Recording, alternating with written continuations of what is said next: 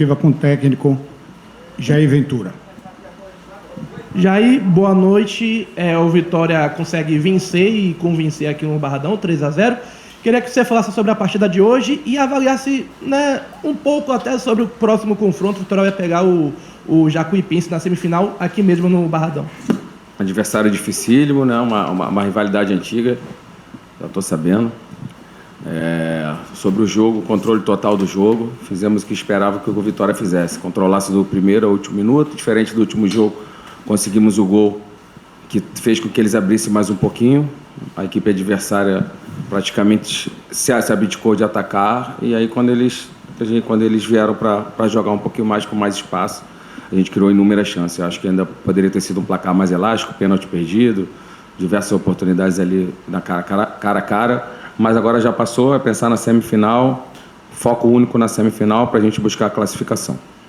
Jair, você como treinador, às vezes a gente ainda fala, né, as dores de cabeça do treinador, às vezes boas, às vezes ruins, e você ganhou uma peça importantíssima no meio campo e vem mostrando as duas regularidades aí, que é o Emanuel Martínez, e você tem o Dudu de fora. Eu queria saber se você, na cabeça do Jair, já está, como é que vai ser montado esse meio campo, se com esse meio campo que você tem, que a gente sabe que vai ser um meio campo até mais de qualidade do que o do ano passado, você poderia até desconstruir esses três zagueiros. Como é que o Jair pensa em montar o Vitória com a volta do Dudu? Certeza, a gente tem que pensar no que for melhor para o Vitória, jogar os melhores atletas, o Martínez muito bem, então a gente ganha uma peça importante, independente de sistema, que a gente tenha mais peças, né? Porque tu vê, o Dudu machucou, aí você tem o Cássio que ficou fora hoje, você tem o Kaique que estava com uma minutagem muito alta, a gente deu uma segurada. Camutanga saiu no intervalo, sentiu um incômodo, né? Alguns jogadores ali que a gente acaba perdendo, então por isso aí a importância de um elenco, porque por um ano, uma competição como é o Campeonato Brasileiro de regularidade, se você tem 10, 11 jogadores, você provavelmente vai ter dificuldade, né?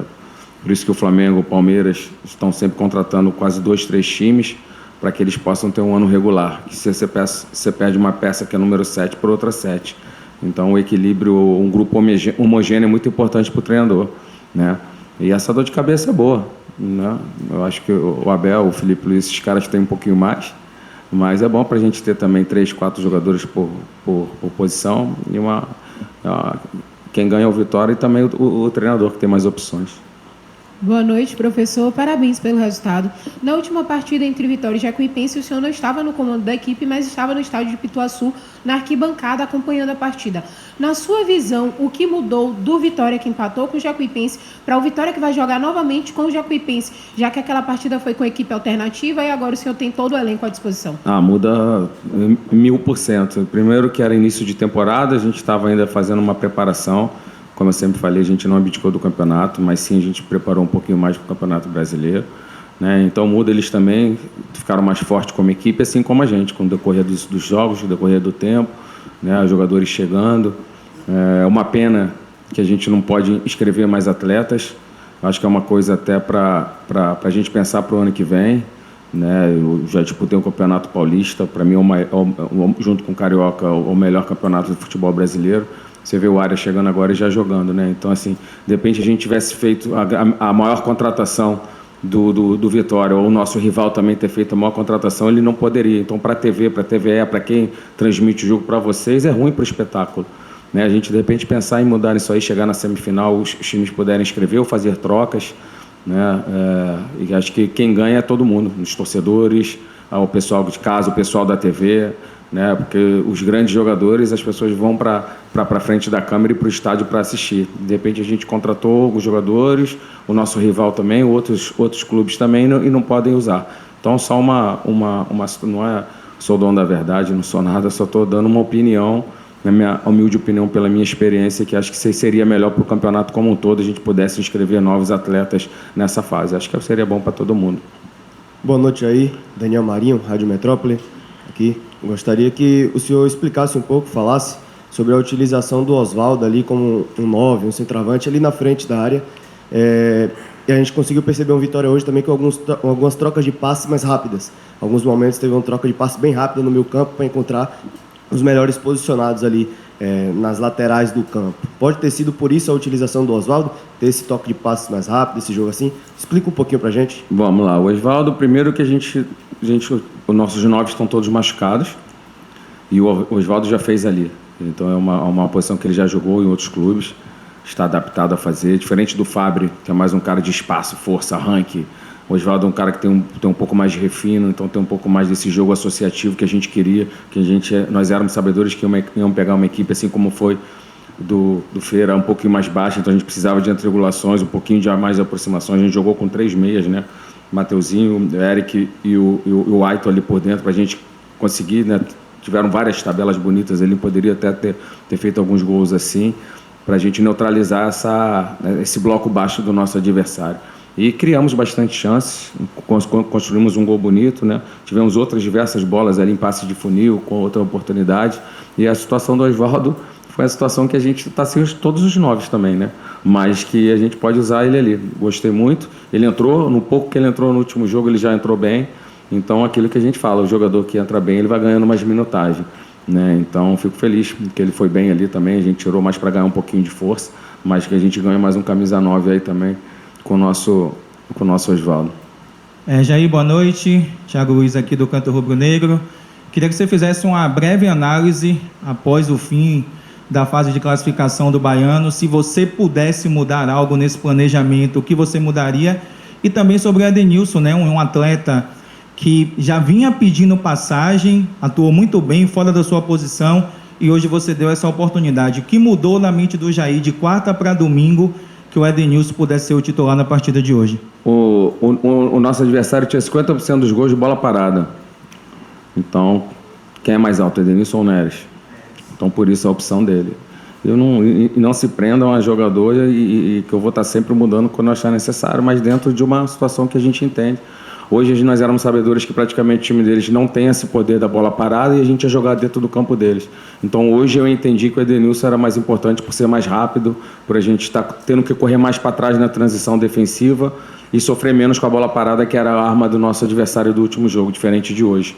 Eles tinham feito só 3 gols e o nosso outro adversário tinha feito 50% dos gols de escanteio. Então, por isso a opção, a gente ganha mais um jogador de velocidade, apesar dele ter jogado trocado, né? Carece um pouco da perna esquerda, mas gostei muito do jogo dele, fico feliz que a gente tenha ganho mais um jogador da base, não só ele, como outros atletas que vem treinando muito bem, o Pablo vem treinando muito bem, vai provavelmente ter mais oportunidades também, o Wendel vem treinando muito bem, outros atletas. Ontem eu estive lá assistindo o nosso Sub-20 para parabenizar os meninos pela vitória, quanto o Criciúma também. O Jean fez um jogo muito bom, né? Então gostei bastante também do que eu vi ontem e a gente está sempre usando. Eu acho que a gente, se você pegar aí um dos marcos da nossa comissão é lançar jovens. Por onde a gente passa, a gente lançou jovem. Em 2017, o Matheus Fernandes foi titular comigo na Libertadores com 17 anos. Rodrigo foi titular comigo com 16 anos em 2018. E a gente, onde foi passando, foi lançando jovens, né? Que aqui não vai ser diferente. A gente está sempre olhando para a base, olhando para dentro da casa, antes de olhar para fora. Uma análise sua sobre a questão do... Cara, eu acho que a gente abdicou de alguns jogos para dar uma preparação maior, foi bom. A classificação conseguimos. Muitas coisas foram boas para a gente ver. Alguns atletas que, de repente, muita gente quer, por que não joga? E a arena mostra muita coisa. Então, foi bom para a gente ver, para não ficar naquele imaginário, né? Que o Emílio fala. O Emílio fala, o bom é sempre o que está fora. Aí, quando, de repente, vem para a arena e... Caraca, mas ninguém fala, né? Pô, os caras tinham razão, mas a arena mostra muita coisa, né? Quando tem ambulância e cachorro... Imita o cachorro aí. Sério, porra? Tu não é pitbull? Não? O Ícaro gosta, ele dá vida. Olha lá, sacana.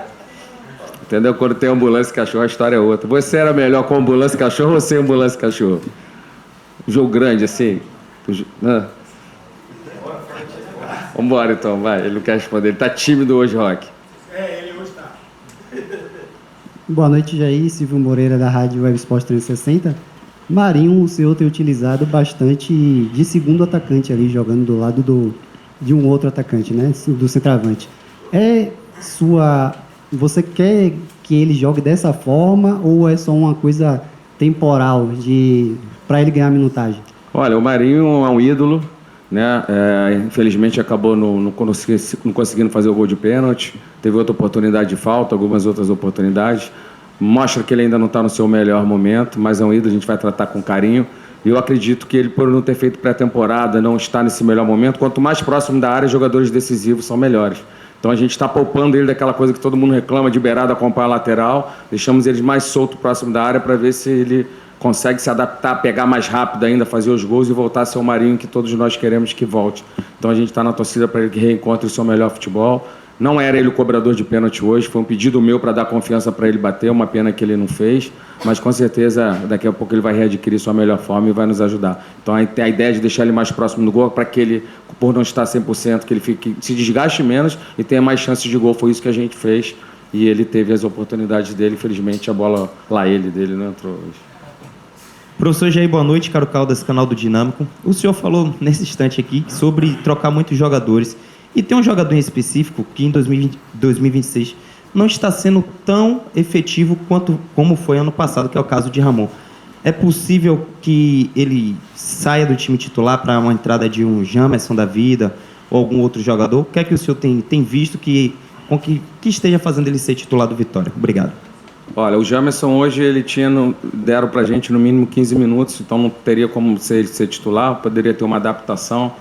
E os jogos vão falar o dia a dia, se a gente entender que tem que ser trocado, não só ele, todo mundo. O único que a gente não troca aqui é a nossa torcida.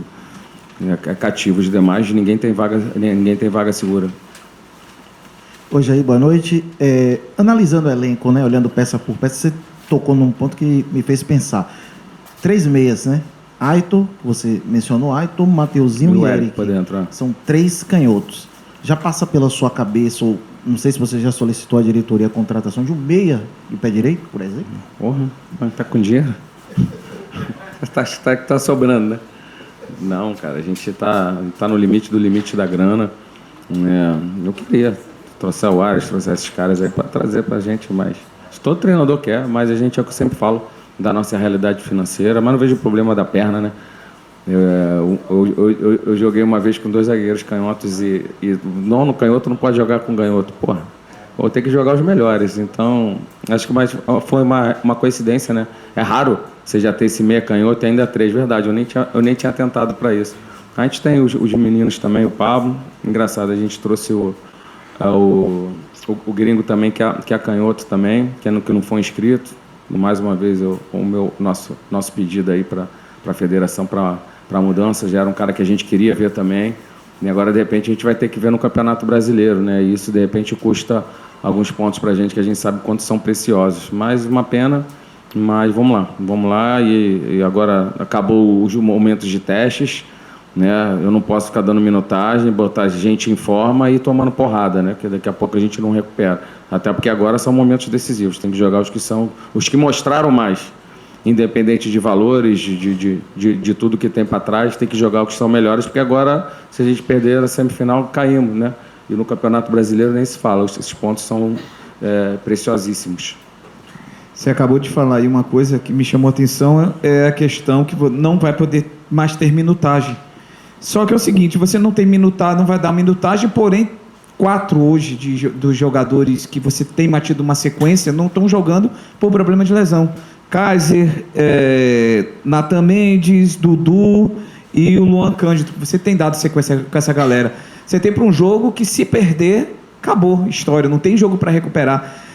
E aí, o que vai ser feito? O que pode ser feito? Utilizando essa mesma galera que você atuou hoje, você pensa em mudar alguma estratégia, algum pensamento? O que é que o Jair Ventura está pensando para o jogo contra a Jacuipense? Olha, é um jogo decisivo, dentro dessa amostragem que nós tivemos até hoje, entrar com aquilo que a gente entende como comissão, os melhores para a gente conseguir a classificação, né? E os que estejam aptos também, isso é muito importante. Você falou, essa galera toda vão ser reavaliados, espero que eles tenham condições que a gente ganhe mais opções, mas ainda tem um camutanga que preocupa, mas por isso a importância do elenco, né? A gente estava falando de dar uma importância do Martins, você ter 3, 4 caras por posição, você perde um, você dorme tranquilo. Então agora momentos de testes passaram, numa avaliação nossa, né, dentro da nossa meritocracia, o que nós achamos, que nós entendemos, da nossa percepção, em que a gente entende jogar os melhores para a gente vencer os jogos. Professor, boa noite. Thiago Tolentino, do Bahia Notícias. Acho que os colegas já tocaram em pontos bem importantes sobre o Campeonato Baiano. Agora eu quero voltar um pouquinho para o Campeonato Brasileiro. O próximo adversário do Vitória é o Botafogo. Clube Tá longe, né? Mas acho que é importante falar sobre o clube. Tá, mas eu não vou falar. Mas o papai pode perguntar. Você vai enfrentar o próximo adversário no Brasileirão, vai voltar para o Newton Santos. E naquela época, em 2017, você era conhecido como um mestre em derrotar gigantes, né? Com times com orçamentos menores. Você voltando ao Newton Santos para enfrentar o Botafogo. Caraca, você quando é o jogo? Quando é o jogo? O jogo não tem data ainda. Então. Mas é o próximo adversário do Vitória. Mas é o próximo adversário do Vitória no Brasileirão. Eu queria que você falasse um pouco sobre isso. Tá. Obrigado. Você também é novo aqui? Não? É que eu não falo sempre só do próximo adversário, sério agora. Então tem muita coisa para acontecer até lá. A gente tem o jogo do Atlético Mineiro antes, no Campeonato Brasileiro, que já está marcado. O jogo do Botafogo, como você falou, não tem data. Mas vou responder porque você falou de um clube que é especial para mim. O Botafogo foi o clube onde eu fui formado. Fiquei 10 anos dentro do clube. Cheguei lá de estagiário de preparação física e saí de lá como treinador com 99 jogos como treinador profissional. Fui auxiliar técnico, analista de desempenho, observador técnico, auxiliar da casa, treinador do sub-20 e treinador da equipe profissional durante 99 jogos. Então, com certeza, sempre que reencontro o Botafogo é um carinho, é um respeito muito grande. Eu sou quem sou hoje na minha carreira, e não só a carreira, na minha pessoa por causa do Botafogo, mas tem muita coisa para acontecer até lá. E volto a repetir, volto a falar quando chegar mais próximo sobre o Botafogo, mas vamos pensar já aqui. Saiu a data aí? Joga sábado ou domingo? A semifinal ainda não, né? Vamos pensar na nossa semifinal agora, step by step, jogo a jogo aí, para a gente conseguir com muita humildade. Vai ser um jogo difícil, Jacuipense aí, para a gente conseguir a classificação. Boa noite, professor. Parabéns por hoje. Sumida, hein? Tô mesmo, estava na zona mista ali, vim correndo aqui para fazer uma pergunta. O Richelli e o Zé Marcos não têm sido relacionados, né, por uma opção técnica. Eu gostaria de saber se eles ainda fazem parte dos seus planos para essa temporada. E também aproveitar o gancho do colega ali, Série A tá difícil, ainda não tem uma data. Então há uma chance desse jogo, dessa semifinal contra o Jacuipense ser a equipe titular, ser a equipe principal? Certeza. Vamos 100% para esse jogo decisivo. O momento de observar, de dar ritmo já passou. Vamos com aquilo que a gente entende que temos de melhor. E sobre Zé e Richelli, eles seguem com o grupo. A gente está tendo opções, a gente está tendo variações. Meninos que estão bem pedindo espaço, a gente está utilizando, mas nada impeça que eles voltem a jogar. Como o Neres foi titular no último jogo, hoje não foi, daqui a pouco o Richelli pode ser, o Zé pode ser, fazem parte ainda assim. Jair, boa noite. Rafaela Rina, do canal do Dinâmico. Jair, Oswaldo hoje entrou ali como um falso 9, talvez pela carência na posição ali de centroavante. Vocês pensam em contratar um centroavante? E eu queria que também você falasse sobre o Pedro Henrique. Então, o Pedro está readquirindo a sua melhor forma também. O Renzo está ainda recuperando de lesão. Nós temos esses 3 9s, né? Nós temos 3 9. Trouxemos o Pedro, temos o Renzo e temos o Kaiser. Só que hoje a gente perdeu os 3. Então, eu gostei muito do Oswaldo no último jogo, jogando ali. Já tinha jogado ali em outras equipes, né? Um cara que tem inteligente, bom pé. Então, gostei do que ele mostrou e a gente ganha mais uma opção. Né? O Fábio também já tinha feito 9, mas acho dificilmente... A gente falou muito da situação do Derek, né? De trazer esse cara, é um jogador que todos nós gostamos, mas parece que ele está com uma situação aí, acho que para a Rússia, não sei se já foi. Então, acho que dificilmente vem. Mas temos 3 por posição, 3 jogadores interessantes, características diferentes. E quando a gente tiver com os 3, vai ser mais uma dorzinha boa de cabeça para o treinador. Ainda tem a situação do Oswaldo e o Fábio que pode fazer ali também. Hoje aí, no jogo de hoje, a torcida esperava assim, uma resposta do time com relação ao jogo do Bahia de Feira, né? Que esperava um resultado mais expressivo. Hoje o Vitória conseguiu vencer com um placar mais elástico. Mas chegou um determinado momento ali que no linguajar do futebol, né, o Galícia abriu a caixa de ferramenta. Isso preocupou em algum momento? Você chegou a conversar com o Baralhas, que é o capitão, ou com o Oswaldo, que é uma das lideranças do time, para dar uma segurada no jogo, para não correr o risco de machucar ninguém?